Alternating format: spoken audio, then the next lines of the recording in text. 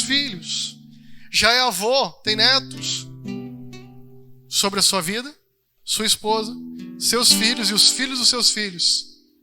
Você tem o dever não de educar eles, mas de ser sacerdote, aquele que conduz a presença de Deus, que mostra a Deus.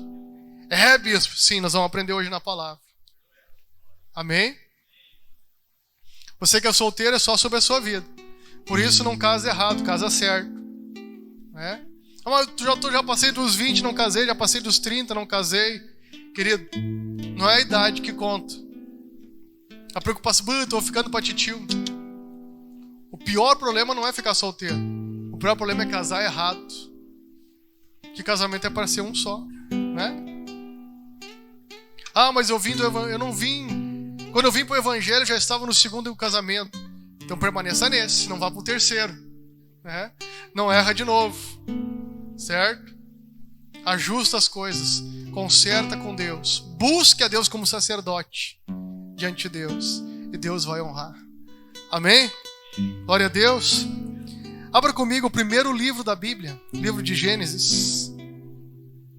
Gênesis. Não estou me ouvindo aqui. Tá só em cima para mim. Isaac, traz água pro pai. Aleluia. Aqui não tá saindo esse retorno, Bruno. Ei, agora saiu. Ei, agora sim, agora tá bom. Agora tá bom. Senão eu começo a falar mais alto e não tô me escutando, né? Eu não sei a noção de... É a idade? Acho que é a idade. Agora nós vamos conversar então. Gênesis capítulo 14. Obrigado, filho. Gênesis 14.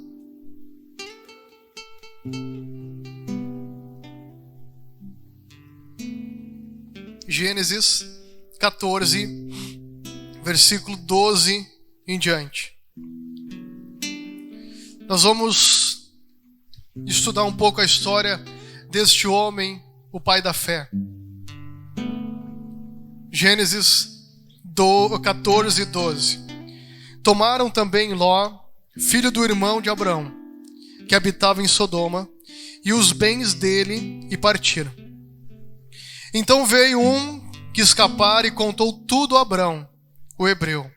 Ora, habitava Abrão junto aos carvalhais de Manre, o amorreu, irmão de Escol e de Aner, aliados de Abrão. Quando Abrão ouviu que seu parente estava preso, chamou 318 homens treinados, nascidos em sua casa, e perseguiu os reis até Dan. Dividiu-se contra eles de noite, ele e os seus servos, e os feriu, perseguindo-os até Robá, que fica à esquerda de Damasco. Assim trouxe de novo todos os seus bens. Trouxe também Ló, seu sobrinho, e os bens dele, e também as mulheres e o povo. Depois que Abrão voltou do ataque a Quedorlaomer e aos reis que estavam com ele, o rei de Sodoma saiu-lhe ao encontro no vale de Savé, isto é, o vale do rei. Amém? Vamos orar? Pai, obrigado pela vida de cada um dos meus irmãos aqui. Que o Senhor possa abrir o nosso entendimento para a Tua palavra nessa noite, Pai. Nos fazendo entender todo o Teu propósito, o Teu querer para as nossas vidas, ao nível do entendimento e da necessidade de cada um aqui. Em nome de Jesus. Amém, Senhor. Amém. Glória a Deus. Quero começar então situar o que eu quero compartilhar com vocês, né? Aqui nos fala que o rei de Sodoma e 3 reis, né? Na verdade ele não era de Sodoma, ele atacou Sodoma, né? E na verdade eram 4 reis que se levantaram, foram lá em Sodoma, pegaram Ló, a família de Ló, os bens de toda a cidade, saquearam tudo. Alguém escapou e veio contar para Abrão. Ele ainda era Abrão, não era Abraão. Era o Abrão. E quando Abrão fica sabendo do ocorrido, ele chama da casa dele um pastor de ovelhas, um criador, um agropecuarista. Ele tinha na casa dele, para você ver e dimensionar a estrutura desse homem. 318 homens treinados. Olha a inteligência de Abraão. Chamou 318 homens treinados. E foram ao verso 14, né? Ouviu que o seu parente estava preso, chamou 318 homens treinados, nascidos em sua casa, e perseguiu eles até uma cidade lá chamada Dan. Amém? Abrão era fraquinho, será? 318 era o pelotão do BOP dele. Abrão tinha um BOP, Batalhão de Operações Especiais. 318 homens nascidos na sua casa, filhos dos seus empregados, né? Que nasceram, que Abraão viu eles crescer, e Abraão viu o potencial deles e os treinou. Para quando houvesse uma necessidade, Abraão chamava eles. Eles eram os homens da mais alta confiança de Abraão. E Abraão chamou eles. Viu eles crescer, se tornarem adultos, se tornarem homens, e treinou eles. Habilitou eles, capacitou eles. Para quê? Para qualquer situação. Diga para quem está perto de você aí: não é em vão que você está aqui. Há um propósito, a tua presença hoje aqui. Amém? Há um propósito. Deus tem algo essa noite aqui. Tá me entendendo? Nosso primeiro encontro de homens de 2022. Né? Não, mas estamos um pouquinho. Deus escolheu vocês para esse tempo. A Bíblia diz: não desprezeis o dia dos pequenos começos. Acha para mim que está aí Luan e Cauã e Bruno. Não desprezeis o dia dos pequenos começos, ou o dia das pequenas coisas. Né? A Bíblia nos alerta para a gente não desprezar o pequeno começo. Amém? Então não pensa, mas é pouco. Não é para desprezar. Deus tem um significado e um propósito. Amém? Então, Abraão chamou os homens da mais alta confiança dele. Abraão não foi atacado. Ninguém mexeu com Abraão. Mexeram com um parente dele. Abraão pode dizer: ele foi cabeçudo, ele quis ir para aquela terra, era para ele ter ficado aqui comigo, escolhido um outro lugar, mas ele quis ir para lá. Abraão podia dar um monte de desculpa, né? Já deu um monte de conselho, se não tem jeito. Abraão tinha um coração diferente. Abraão ouviu aquela situação, ouviu o ocorrido e se mobilizou para trazer uma solução. Amém? Às vezes nós temos situações na família, parentes, com amigos, conhecidos, colegas de trabalho, vizinhos. E qual é a nossa atitude? Qual é a nossa reação? Não tem nada a ver com isso? Não é problema meu? Ou, como Abraão, nos mobilizamos e pegamos o nosso armamento bélico e vamos para cima? Hã? Vamos resolver aquele caso lá. Vamos trazer solução. Tudo que está na Bíblia foi escrito para o nosso ensino, diz o apóstolo Paulo. Tudo que foi escrito para o nosso ensino foi escrito. Então, cada detalhe da Bíblia tem um propósito. Cada frase, cada versículo, cada palavra tem um propósito. Achou aí? Zacarias 4:10. Não desprezem os começos humildes, pois o Senhor se alegra ao ver a obra começar. Olha aí. Olha aí. Ao ver o prumo na mão de Zorobabel. O que é o prumo, pastor Jorge? O que é um prumo? O nível. Aquilo que a gente bate o nível. A parede está torta ou está reta? O sábio construtor, ele bota o nível aqui para ver, né? Bota o prumo para ver. Não, ficou torto, ficou fora de esquadro, fora de nível, né? Deus se alegra ao ver o começo da obra. Hoje estamos começando uma obra com os sacerdotes dessa casa. Estamos começando uma obra com os homens dessa casa. Tá me entendendo? É profético. Vocês vão entender no final da reunião, vocês vão entender. Essa noite é profética. Como eu estava dizendo, cada palavra ela tem um propósito, um significado. O prumo é para alinhar, trazer alinhamento. Te apruma, vivente, te alinha aí, né? O Zorobabel era o profeta, era o rei, e ele tinha o dom profético, né? Ele estava trazendo o quê? Alinhamento. Quando começa, dá o primeiro passo. Às vezes a gente vai empurrando com a barriga, né? Sabe que tem que orar mais, sabe que tem que ler mais a palavra, sabe que tem que chamar a família. Peraí, gente, tá tudo errado, tá tudo fora de prumo, tá tudo desalinhado. Não é assim, a gente está brincando de ir na igreja, a gente está brincando com as coisas de Deus. É você que tem que chamar para o alinhamento.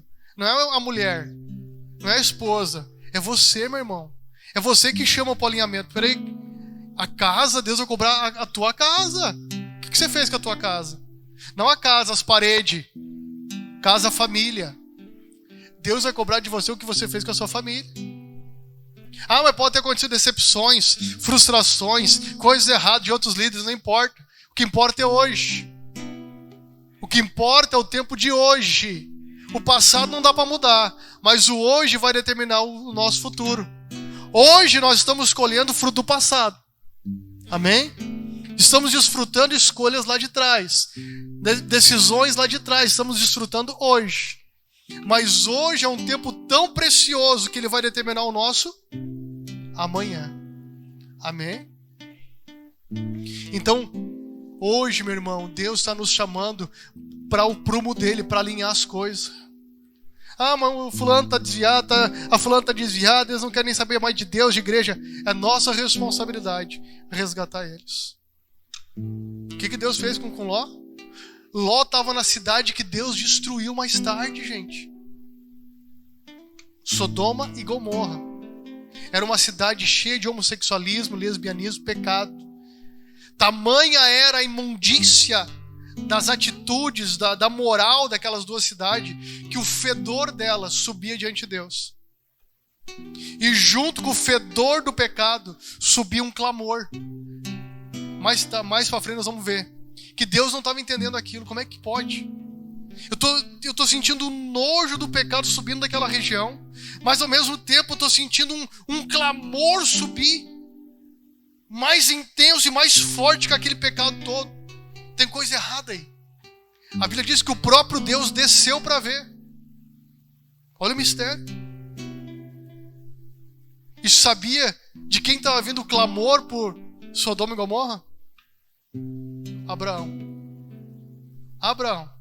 Deixa marcado o 14. Eu nem consegui entrar no 14 direito ainda. Deixa marcado aí. Só quero te mostrar. Lá no capítulo 18, verso 17.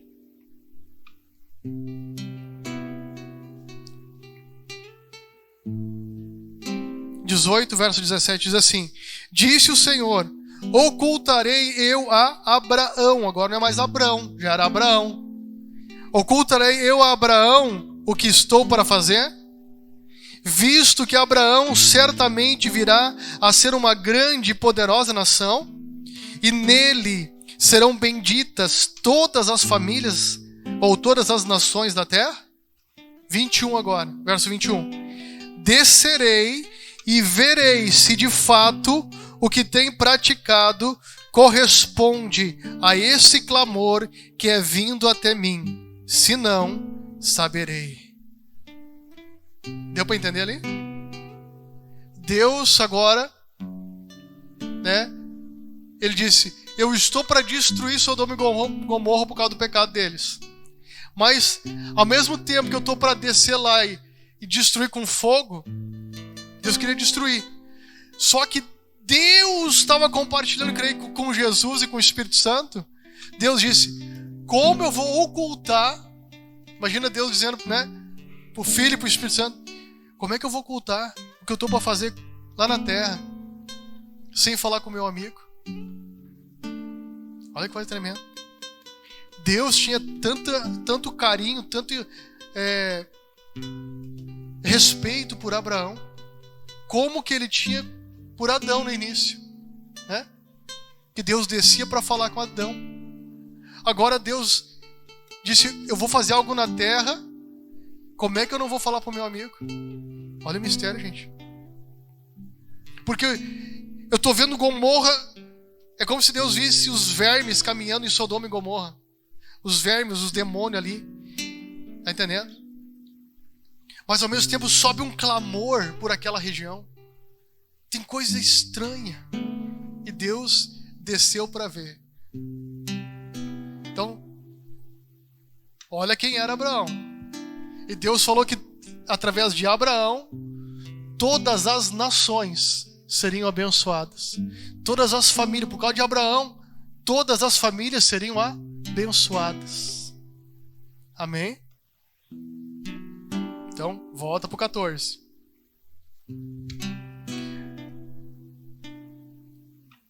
Para você entender, Hebreus 11:8, bota no telão aí, se você que é rápido de Bíblia e quiser abrir aí, abra. Hebreus 11:8. Bota no telão Hebreus 11:8.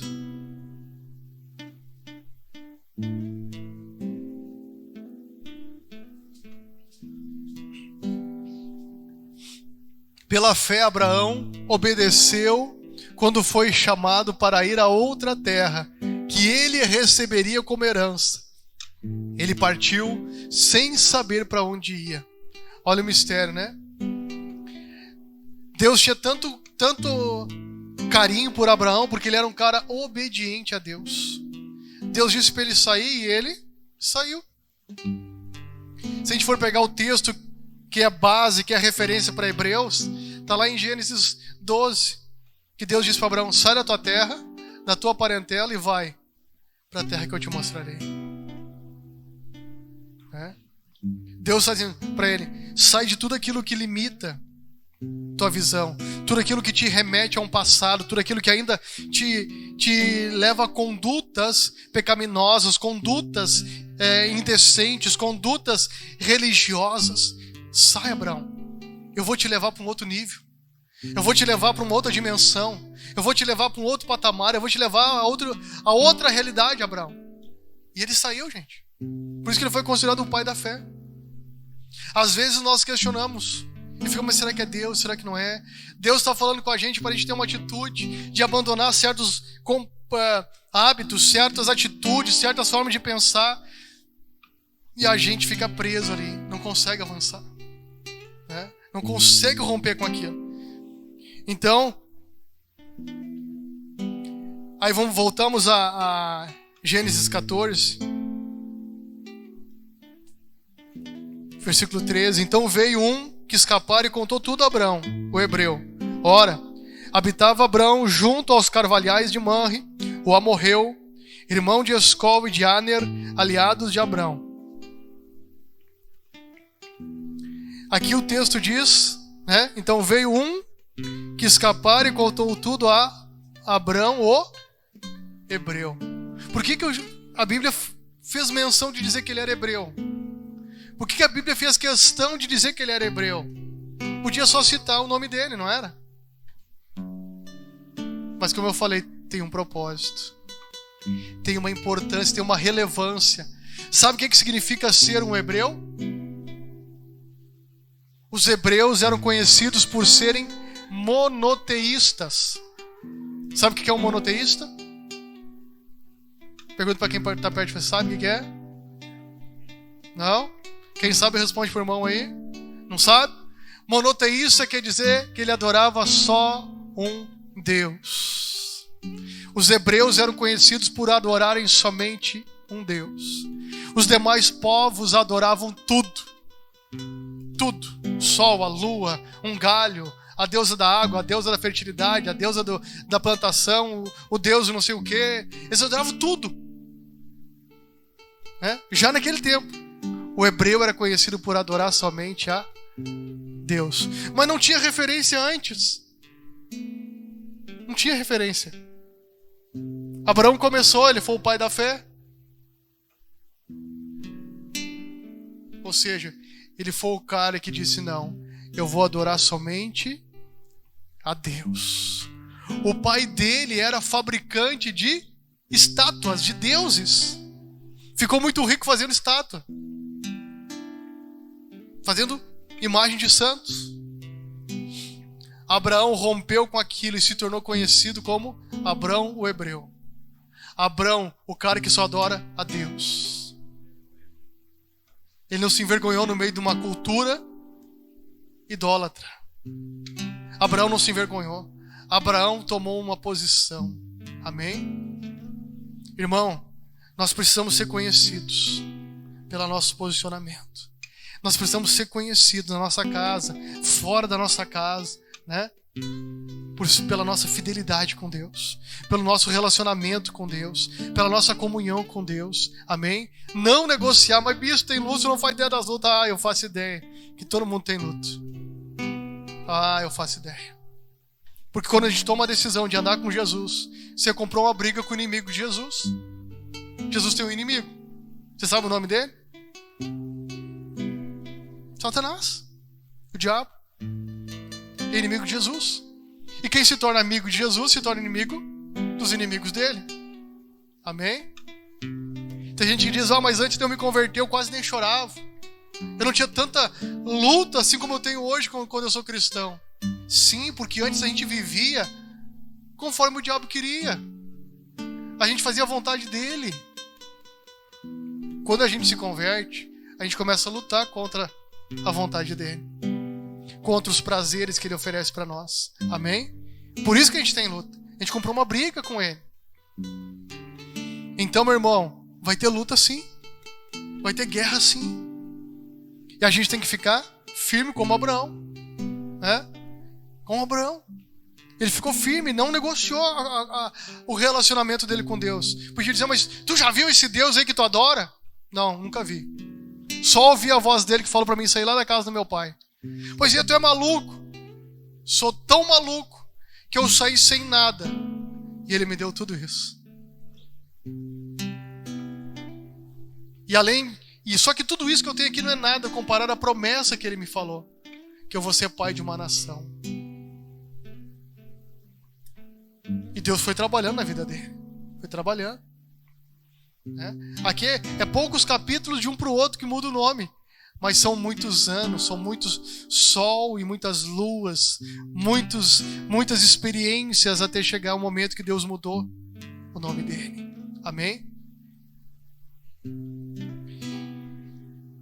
E aí, vai avançando o texto aqui, diz, versículo 18: então, Melquisedeque, o rei de Salém, e sacerdote do Deus vivo, trouxe pão e vinho.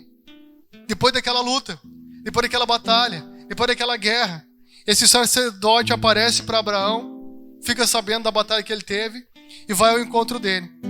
E traz pão e vinho.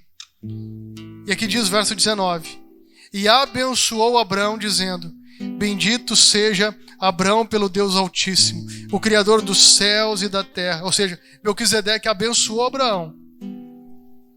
Verso 20: e bendito seja o Deus Altíssimo, que entregou os teus inimigos nas tuas mãos. Então Abraão deu-lhe o dízimo de tudo.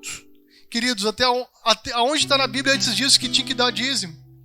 Que tinha que fazer isso? Não tem. Partiu do pai da fé de entregar a 10ª parte ao sacerdote. Você está entendendo os mistérios de Deus aí? Os princípios de Deus? Por que Deus honrava Abraão? Por que Deus tinha um negócio diferente com Abraão? E por que Deus diz que todo aquele que for como Abraão vai ter direito à mesma bênção de Abraão? Porque é um princípio. Ele é o pai da fé, ele foi o pioneiro, foi o primeiro. Amém? E aí, verso 21, o rei de Sodoma disse a Abraão: dá-me as pessoas e toma os bens para ti.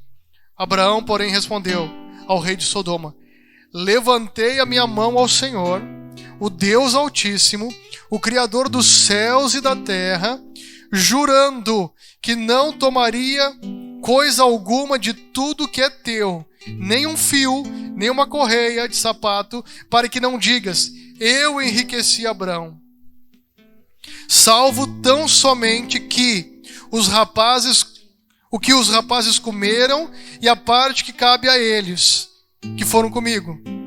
Aner, Escol e Manre, esses que tomem a sua parte. Ou seja, olha o coração de Abraão. Não, eu não quero nada teu.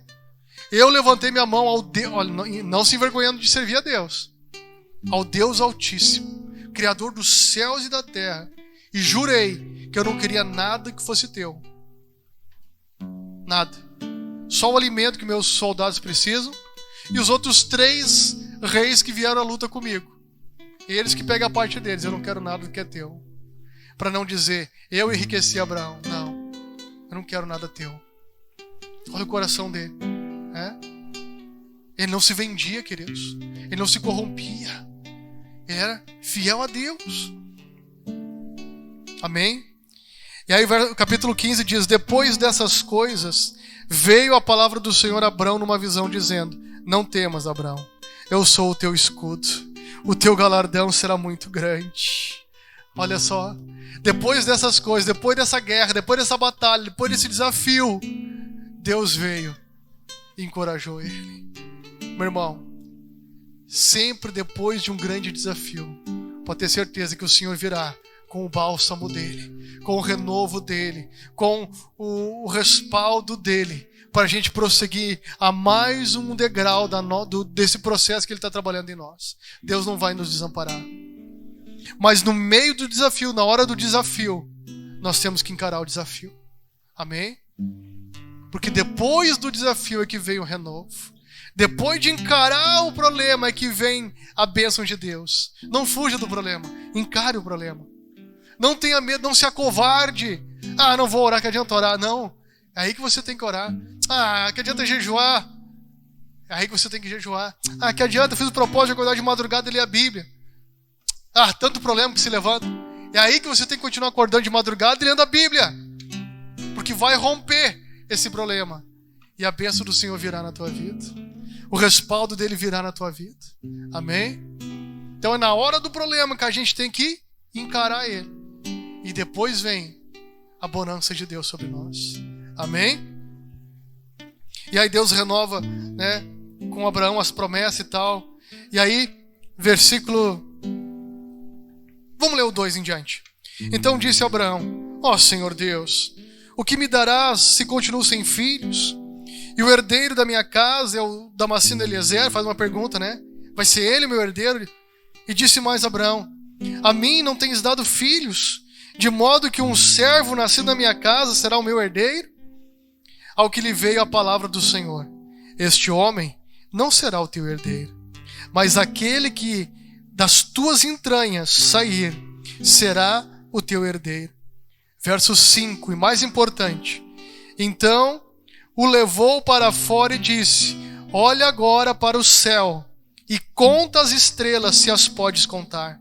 Então lhe disse, assim será a tua descendência. Versículo 6. Creu Abrão no Senhor, e isso lhe foi imputado para a justiça. Aleluia! Você está entendendo o mistério aí? Não. Deus vê que Abraão não estava crendo ainda. Deus veio dizendo, eu sou contigo, eu sou o teu escudo, nada vai vir coisa contra você, mas é eu que vou te proteger. Você está vindo, o dardo vir, a lança vir, mas é eu que vou te guardar. Deus não vai impedir você de enxergar o problema, de enxergar o desafio, mas é Ele que vai estar à tua frente. Amém? A gente vai ver o problema, vai ver, mas Deus, e agora? Meu Deus! Querido, se você crê, é Ele que vai à tua frente, Ele é o teu escudo. Amém? A gente sente até o baque. Meu Deus, que lança forte. Meu Deus, que pedrada. A gente vai sentir, mas não vai nos ferir. Amém?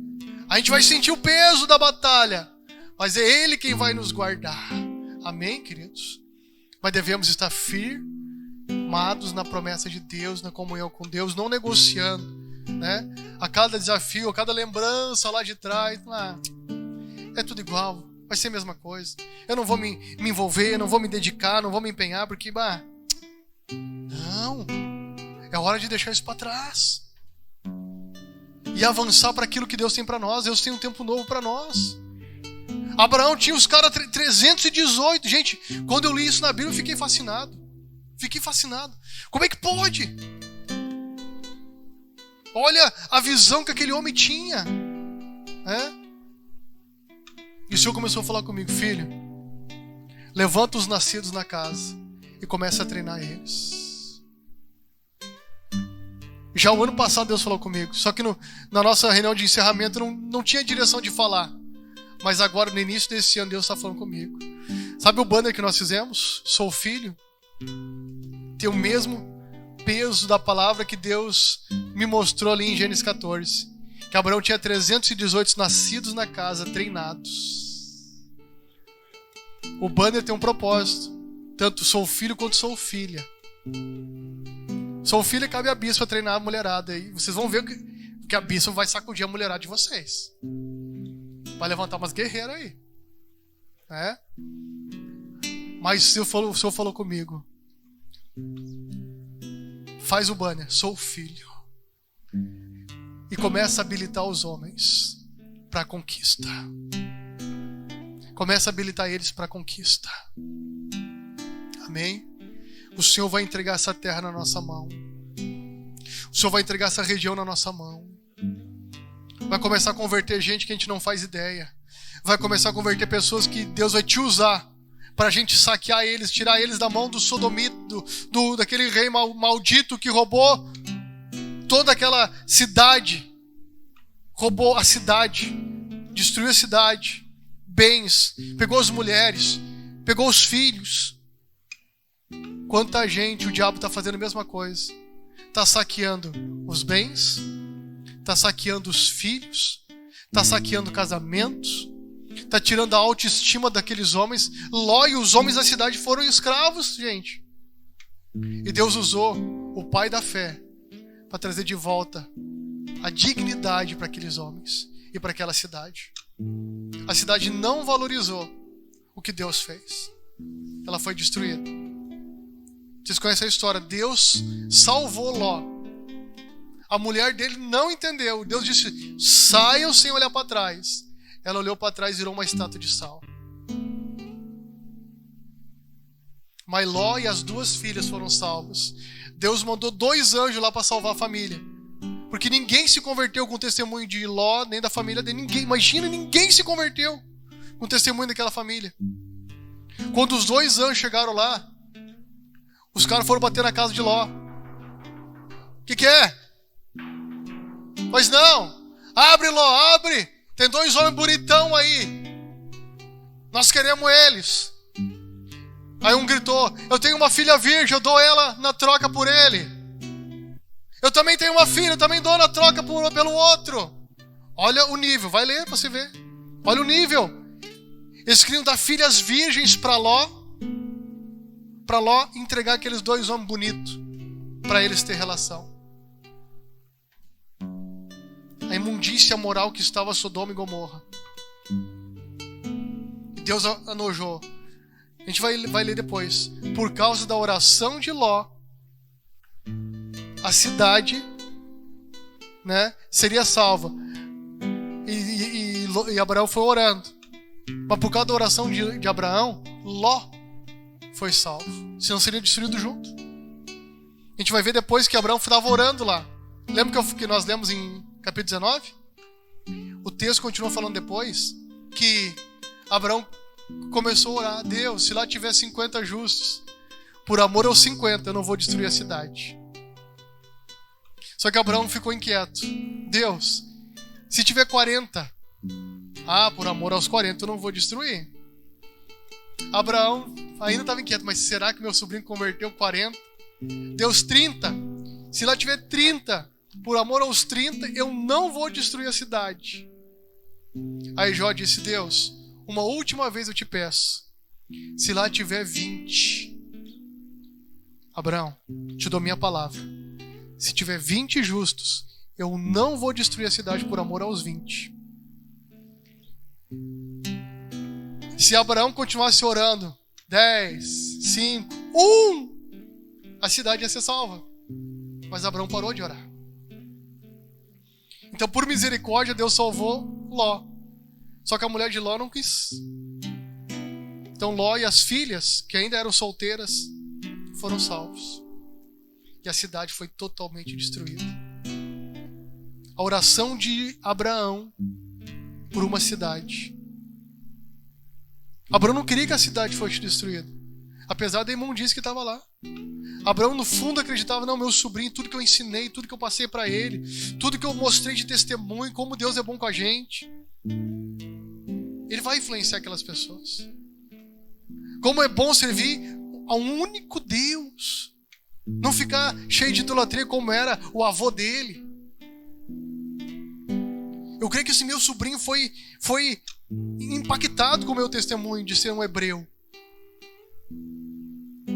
Mas não conseguiu convencer. O testemunho foi fraco.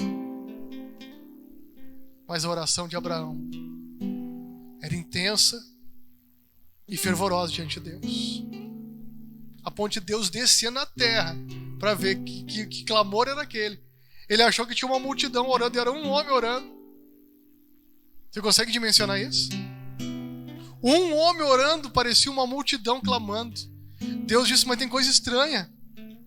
O nível do pecado é tanto, só que o nível do clamor chega a ser quase maior que o nível do pecado.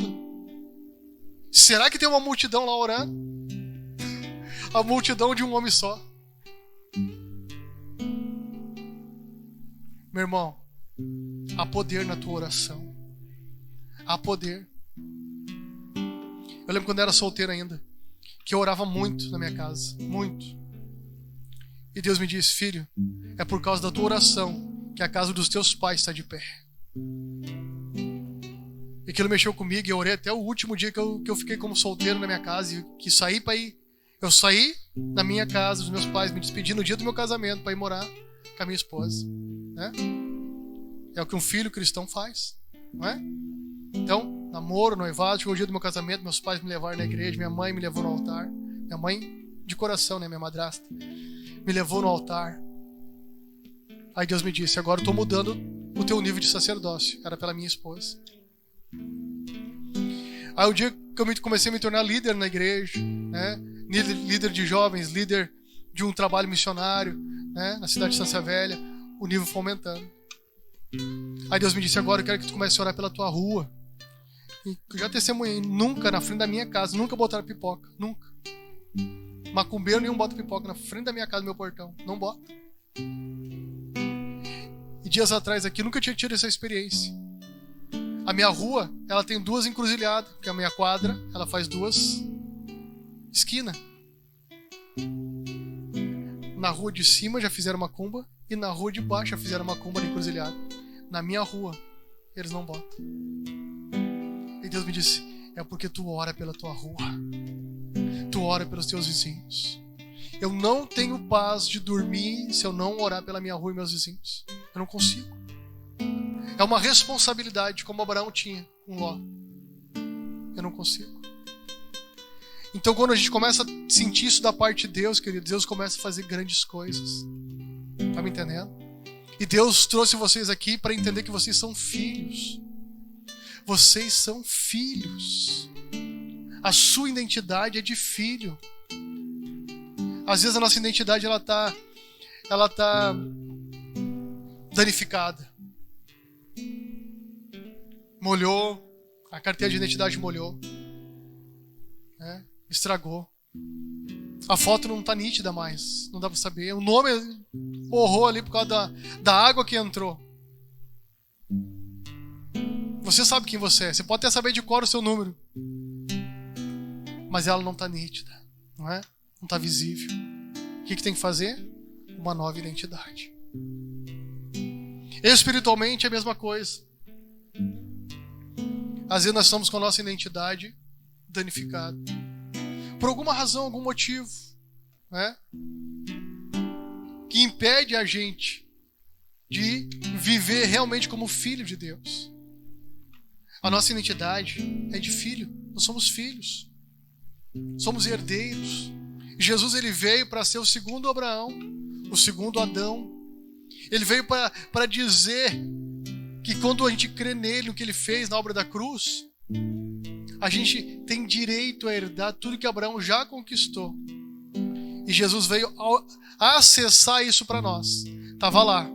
Jesus é o nosso advogado, né? A gente precisa dele para acessar aquilo que é nosso por direito. É nosso por direito. É direito nosso. Como diz um louvor antigo, é nossa herança. Tudo que Jesus conquistou na cruz é direito nosso, é nossa herança. Toda a vida, todo o poder, tudo que Deus tem para dar. Não conhece? Vocês não conhecem? Meu Deus, esse louvor, o Marcos conhece. É lindo demais e ele é revelador, porque ele revela a nossa identidade de filho. Amém? Só que a vida vai tratando de revelar uma outra identidade na vida da gente. De eu não posso, que eu não consigo. Eu venho de família pobre, então a minha linguagem inconsciente é de escassez. Não dá. Não podemos. Talvez cheio de sonhos no coração. Cheio de sonhos. Mas a escassez nos limita a alcançar aquele sonho, a acessar aquele sonho. Né? Ou a procrastinação. Sabe o que é procrastinar? Já falei na quarta aqui. Deixar para depois.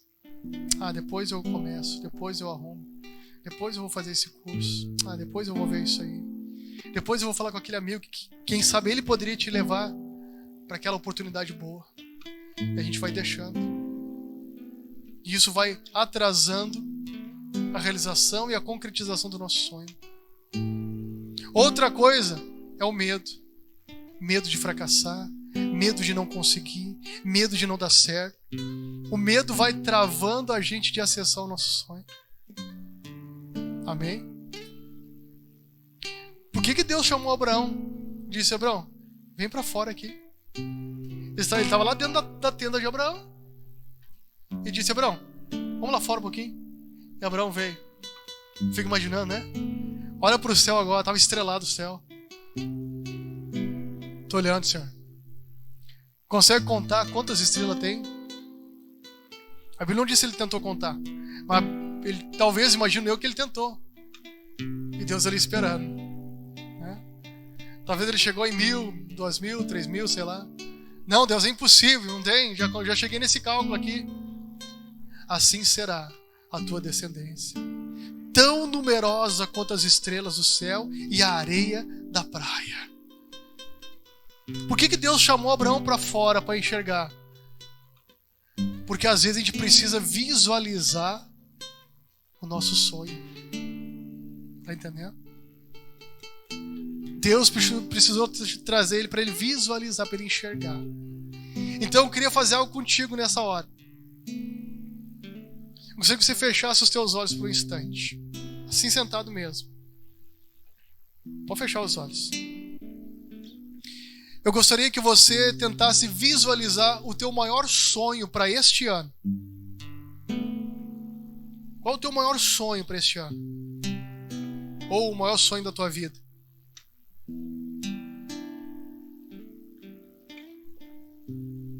Tenta enxergar, tenta imaginar o teu maior sonho para este ano ou para a tua vida, ainda antes de morrer. Qual é o teu maior sonho? Você consegue enxergar? Quem consegue enxergar, ver esse sonho? Levanta a mão para mim aí. Continua de olho fechado.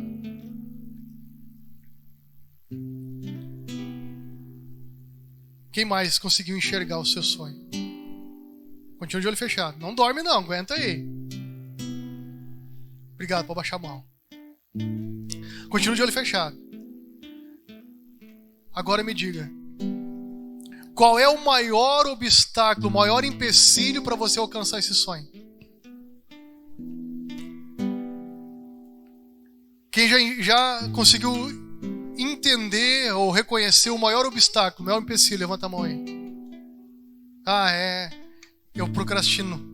Eu vivo deixando para depois. Levanta a mão aí. Eu tenho medo de não dar certo, tenho medo de não conseguir. Eu tenho medo do que os outros vão dizer. Eu tenho um sentimento de incapacidade. Me sinto incapaz para isso. Eu ouvi tantas vezes pessoas, esse é o meu maior sonho, mas eu ouvi tanta gente querida e próxima dizer, capaz, você não é capaz disso. Para de ser bobo, para de sonhar isso. Se você está identificando seus obstáculos, maior ou mais do que um, levanta a mão aí. Quem identificou seus obstáculos? Amém.